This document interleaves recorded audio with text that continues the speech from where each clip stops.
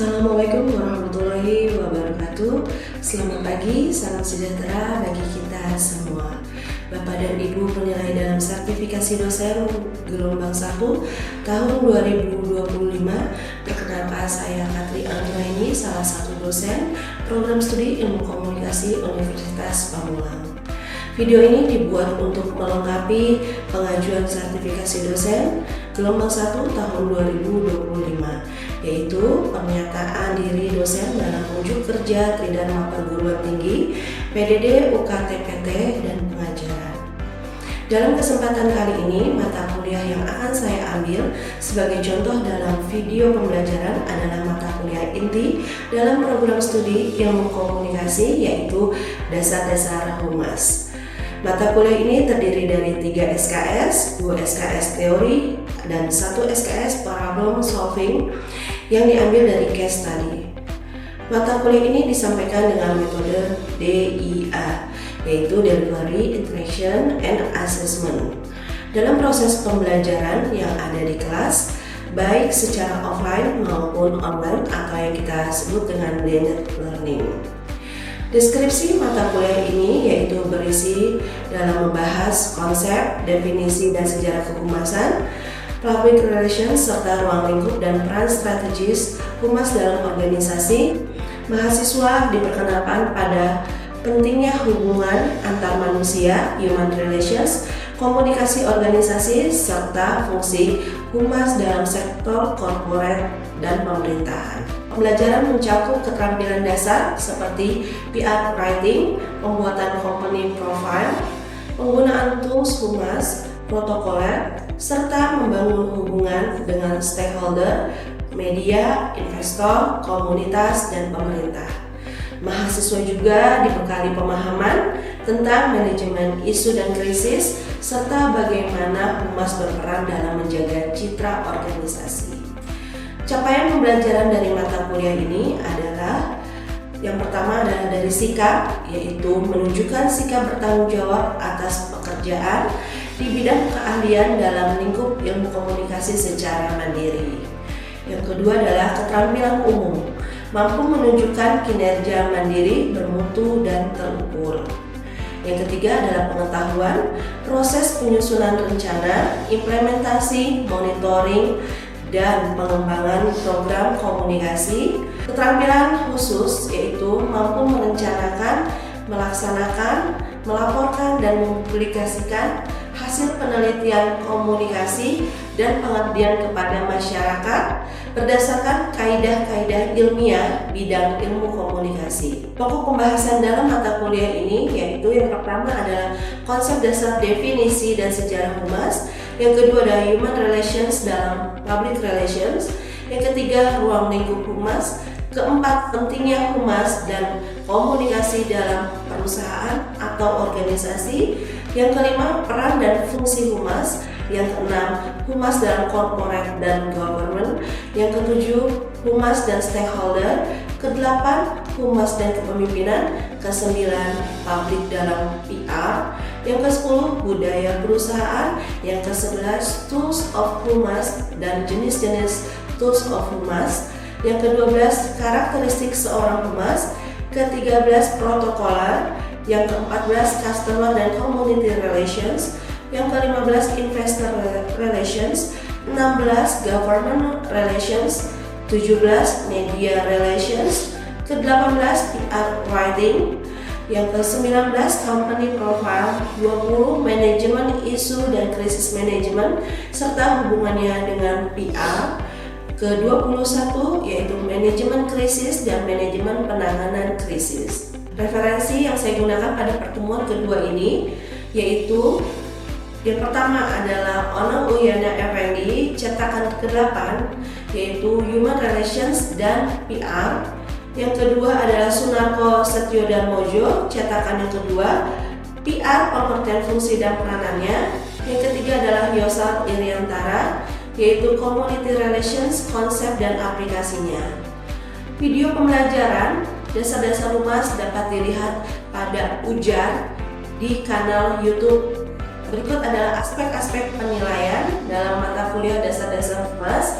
Untuk grade A yaitu nilai kisaran antara 81 sampai 100, nilai bobotnya B, predikat istimewa. Untuk grade B, kisaran nilai antara 71 sampai 80, nilai bobotnya 3, predikatnya baik. Untuk grade C, nilai kisaran 61 sampai 70, nilai bobotnya 2, predikatnya sedang. Untuk grade D, kisaran nilai 51 sampai 60, nilai bobotnya 1, predikatnya kurang. Untuk grade E, kisaran nilainya 0 sampai 39, nilai bobotnya 0 dan predikatnya adalah gagal. Dan juga dalam menentukan evaluasi akhir akan digunakan pembobotan sebagai berikut.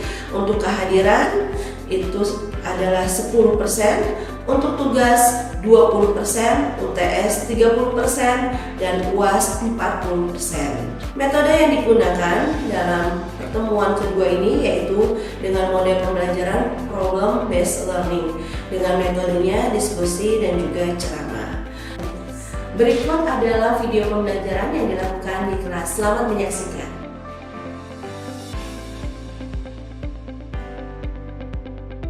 Assalamualaikum. Gimana kabarnya kalian semua? Alhamdulillah ya, baik ya. Pada sarapan belum?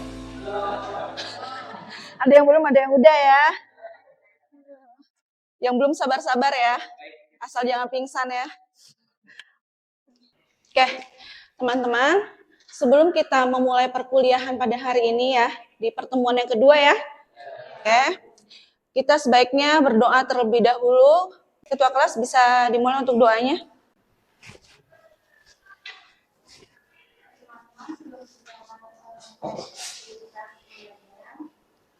Mungkin sebelumnya pada pertemuan yang pertama kita telah membahas yang namanya konsep dasar dan sejarah dari humas atau PR ya.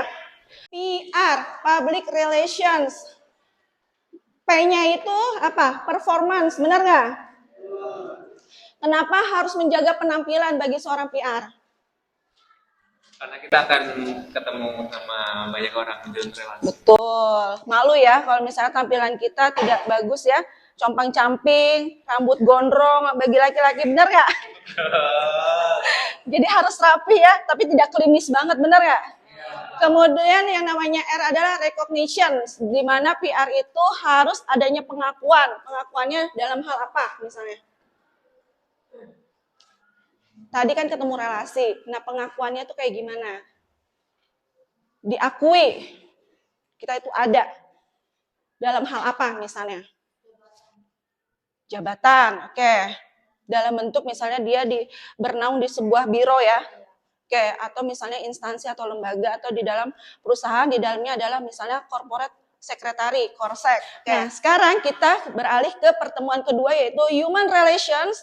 Mungkin teman-teman sebelum melanjutkan ke materi, tolong barcode teman-teman untuk presensi kalian nanti di My Unpam ya.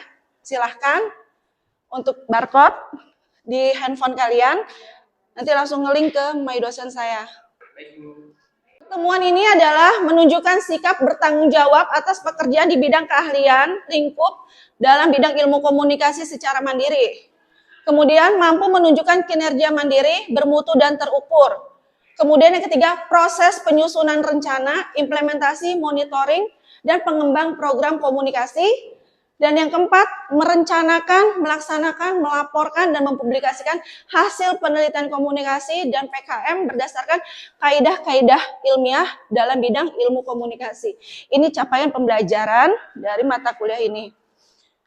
Capaian pembelajarannya yaitu mahasiswa di sini mampu menjelaskan sejarah, konsep, prinsip, ruang lingkup, dan kompetensi dasar dan etika profesi humas.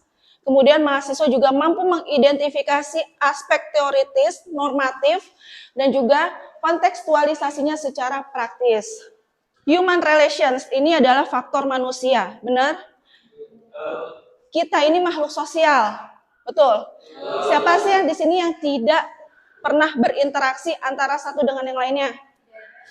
Tidak ada, pasti semua butuh interaksi ya, butuh komunikasi. Oke. Nah, inilah kelebihan kita daripada makhluk lainnya. Nah, manusia ini memiliki intelektual, berkemauan dan juga berkecerdasan. Jadi kalau misalnya teman-teman di sini menganggap ada yang bodoh, itu salah. Benar nggak?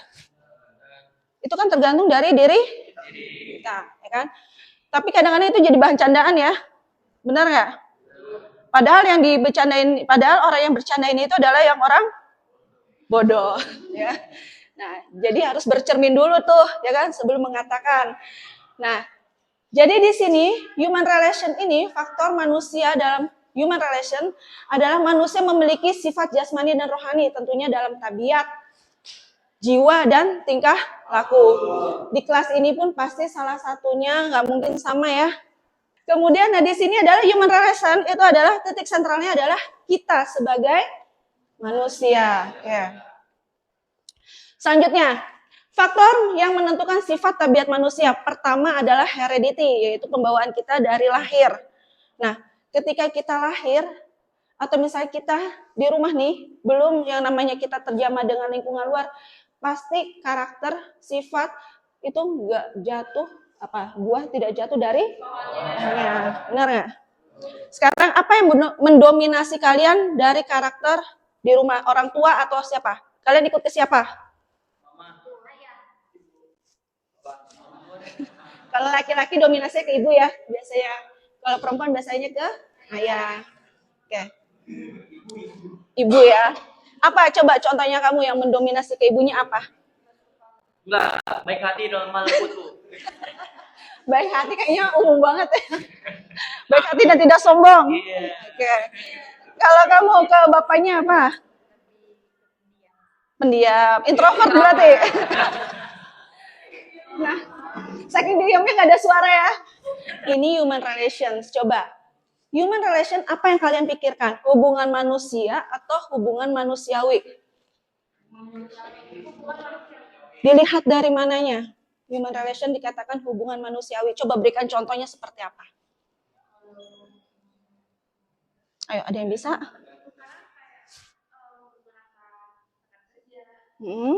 Rekan kerja. Oke, kalau misalkan saya sama kamu rekan kerja, ini hubungannya kayak manusiawi atau manusia? Manusia. Nah, ketika dikatakan manusiawi itu seperti apa? Misalnya ada hal seperti apa? Jatuh cinta. Jatuh cinta, boleh nih. Jatuh cinta, berarti sama-sama menguntungkan. Benar nggak? Berarti di situ ada kepuasan, benar nggak sih? Di antara dua-duanya, ya kan? Berarti ada yang dia menyatakan, kemudian diterima, ada kepuasan hati di situ. Terus yang menerimanya juga memang dia suka. Nah, betul, itu yang dikatakan manusiawi. Jadi ada rasa puas, saling menguntungkan, dan di situ membangun psikologi ya, psikologi kejiwaan kita. Rasa senang, ya kan? Pasti apa? Gak mungkin nangis kan? Kalau jatuh cinta, bener kan? Ada. Hah? Terharu. Melo banget. Melo, terharu ya. Aduh, memang ya. Luar biasa terharu. Jadi saya belum bisa membedakan nih. Terharunya karena jatuh cinta, karena diterima itu. Jadi saking ini yang bergejolak ya. Iya, bisa juga kayak gitu. Jadi, nah, yang katakan terharu itu bukan dalam arti dia hanya sedih karena sesuatu hal yang memang ada masalah ya, tapi bahagia, betul. Ekspresi ya yang dikeluarkan. Nah, di sini adalah pentingnya human relations ketika di dalam PR. Itu pertama adalah memperkuat koneksi. Ya, memperkuat koneksi itu misalnya apa sih? Memperdalam hubungan antar manusia. Ada yang bisa memberikan contoh dulu sebelum ke saya? Memperkuat koneksi itu seperti apa misalnya? Pendekatan. Pendekatannya itu secara apa? Psikologis dan juga menghasilkannya apa? Memperkuat koneksi, misalnya apa? Tadi dalam hubungan, ya kan? Untuk memperkuat kamu koneksi dengan pasangan kamu memberikan misalnya apa? Bunga, coklat, ya kan? Saat ulang tahun kamu memberikan surprise, benar nggak? Di situ akan rasa sayang kamu terus bertumbuh, benar? Nah, itu memperkuat koneksi. Kalau dalam hal lainnya, misalnya ketika kita di sebuah memang bidangnya pelayanan, saya seorang PR rumah sakit misalnya, saya akan bagaimana menjaga citra rumah sakit saya. Ya saya ada rutinitas saya misalnya selama 1 minggu sekali atau beberapa minggu, saya akan mengunjungi ke pasien-pasien yang ada di rumah sakit. Membangun kedekatan.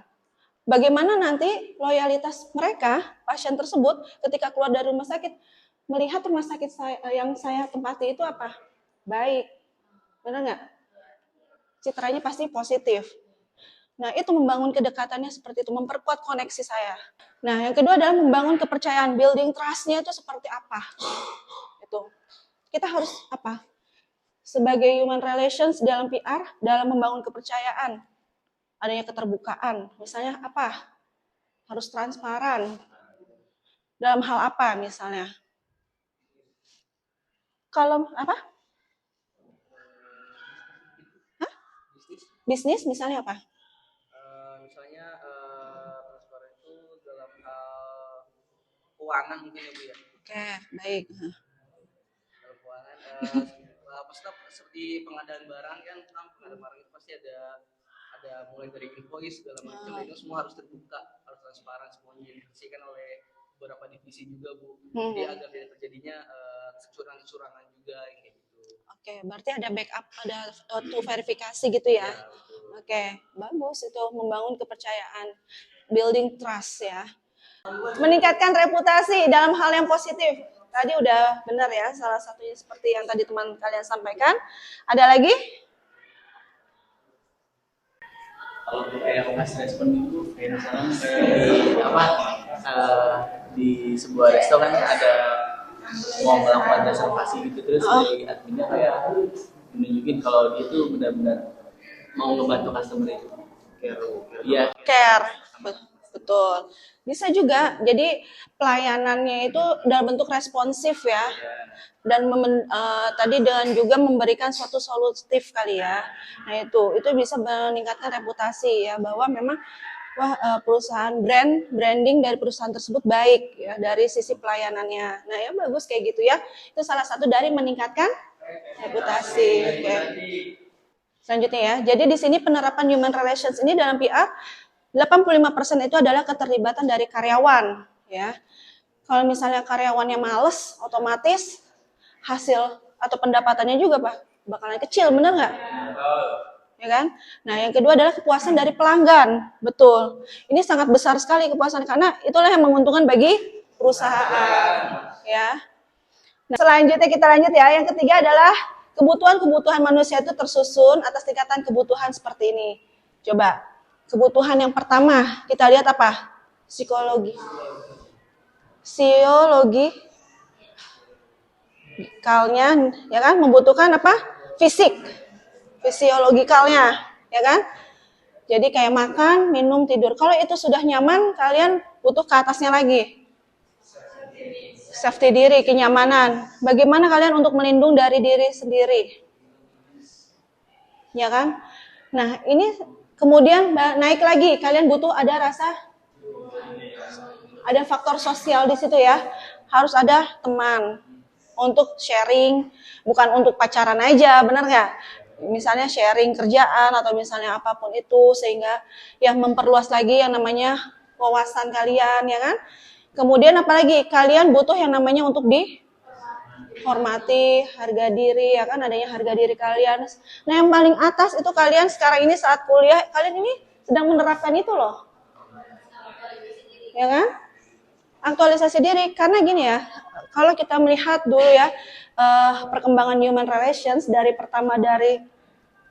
zamannya si Frederick Taylor yang mengenal eksploitasi pekerja, terus seiring berjalannya waktu kita menemukan namanya Elton Mayo, itu mereka itu melihat bahwa seorang pekerja itu bukanlah sebuah mesin, benar? Kita perlu menerapkan faktor sosial di situ dan juga apa? Bagaimana kita bisa rasa peduli kita nih, manajemen lah itu yang berfungsi di situ. Nah ini Elton Mayo itu masuk ke sini juga. Jadi ketika kebutuhan kalian sampai atas, nah ini fungsi CPR itu harus bisa memperhatikan itu. Untuk apa? meningkatkan apa? Kinerja kalian juga, benar nggak? Ketika kalian juga bisa loyal kepada perusahaan. Komitmen, benar nggak? Komitmen kerja kalian akan tumbuh, benar? Nah, inilah PR itu, PR-nya di sini. Untuk di internalnya, gitu. Hal-hal seperti ini, gitu ya, dari Abraham si Maslow ini. Oke? Nah, ini studi kasus, nanti kalian baca saja. Untuk materinya juga sudah saya sampaikan di forum Mentari ya, nanti bisa di-download segala macam. Oke, mungkin teman-teman ada yang ingin ditanyakan? Kevin, Ya. sebelumnya saya mau bertanya, apa saja dampak atau konsekuensi yang terjadi pada corporate atau lembaga bisnis yang tidak menerapkan prinsip-prinsip human relation dengan baik, dan sejauh mana hal tersebut bisa memengaruhi kinerja karyawan maupun lingkungan kerja secara keseluruhan. Karena kan human relation itu kan memiliki peran penting. Betul. Perusahaan kan untuk meningkatkan citra positif dan membangun hubungan baik terhadap karyawan. Kalau misalnya kita tidak memiliki prinsip itu, tentunya di dalam sebuah perusahaan, misalnya saya nih sebagai PR, tentunya saya akan melihat apa? Budaya iklim kerjanya tidak stabil. Benar? Performa SDM kalian itu akan tidak baik. Ketika saya menilai, saya terjun nih, saya komunikasi, saya sharing sama teman-teman, itu nggak akan ada yang namanya peduli sama saya. Benar? Karena apa? Kalian aja nggak dipeduliin. Benar nggak? Ngapain saya peduliin perusahaan? Ya kan? Pasti kan balik ke situ, performa SDM-nya kurang baik, iklim kerjanya kurang baik, sehingga hasilnya juga akan menurun di situ. Ya kan? Komitmen kerja kalian juga pasti akan menurun di situ. Nah, itulah konsekuensinya. Karena apa? Yaitu mungkin tadi adanya kurang penghargaan dari perusahaan ketika kalian sudah mencapai target, benar? Tapi nggak ada penghargaan sama sekali. Selamat pun tidak diberikan. Sakit hati nggak? Ya kan? Setidaknya ucapan, selamat ya ampun berkat kamu loh, perusahaan jadi naik, omsetnya segala macam. Gimana? Kalau kayak gitu kan ada rasa happy ya gitu. Tapi kan kalau misalnya cuek aja, oh dia, gitu doang, sakit nggak? Ya kan? Pernah nggak kalian merasakan itu? Pernah ya? Aduh, ini jadi menormalisasikan sesuatu yang nggak baik ya kalau kayak gini ya. Nah ini, tapi juga kita sebagai seorang PR itu tidak boleh juga terlalu blak-blakan untuk apa ya? Karena kadang gini loh, kita kadang-kadang memilih juga, kita kan ketika berhadapan dengan orang, mana nih titik ternyaman, mana orang-orang yang ternyaman gitu ya. Kita nggak boleh menonjolkan itu. Karena apa? Orang itu akan besar kepala. Ya kan? Nah ini human relations yang kita bentuk itu dalam konteks apa? Ya, jadi nggak boleh sembarang PR, seorang PR itu dengan belak-belakan, oh saya nyamannya sama dia tuh, enak, gitu. Jadi saya ACC semua, dia besar kepala, ya kan? Jadi menormalisasikan sesuatu hal, udah backupan gue, backupan, gitu, ya kan? Sekarang kan lagi modelnya begitu nggak? Kok diem aja sih? Betul ya? Nah ya, hah? Nah itu sekarang normalisasinya lagi seperti itu budayanya, benar nggak? Nah, bagaimana sikap kita coba kalau teman-teman gimana? Ya kita fokus aja sama kerjaan apa yang kita punya, benar nggak? Udah, kita sesuaikan target apa, cuek aja. Memang yang namanya dunia kerja itu memang harus ada tadi apa? Sikut-sikutan, sikap cuek. Harus sikap cuek kan kita. Prinsip kita tuh harus sikap cuek. Teman kerja jangan disamain teman di rumah. Ya. Karena siapa tahu teman itu bisa menikung kita dari belakang, ya kan? Nusuk. Nah itu, ya. Jadi itu ya, siapa namanya? Safir ya.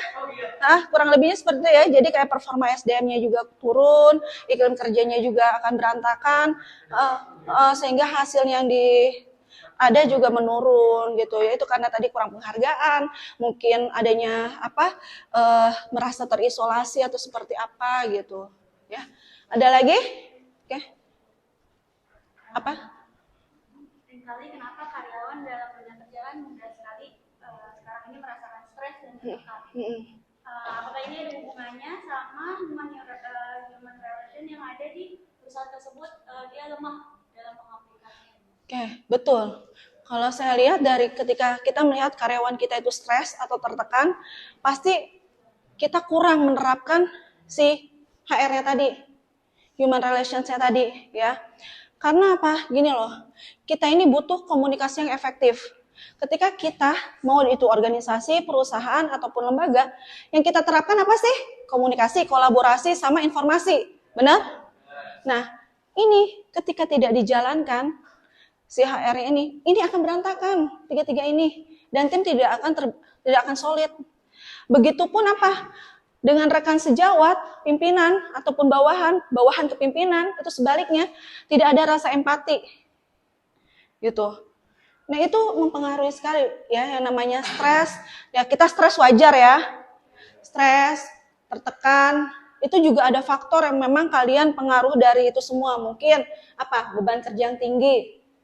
Ya kan? Waktu yang terus di-push. Target ya kan? Target tanpa adanya diperhatikan waktu istirahat misalnya. Kita makan aja sambil kerja. Sholat aja lari-lari, ya kan? Ibadah hari Minggu aja habis ibadah misalnya non muslim ya langsung kerja lagi. Nggak ada kita. Nah itu hal-hal seperti itu. Karena apa? Memang saya setuju itu membuat lemahnya human relations itu. Jadi bisa membuat stres dan juga yang namanya tertekan karyawan. Gitu ya. Nah, kalau misalnya komunikasinya baik, terus kita memberikan perhatian, mendengarkan keluhan atau aspirasi dari pekerja, insya Allah ya, human relations akan menciptakan apa nih, lingkungan kerja yang baik juga. Gitu. Ya. Setuju?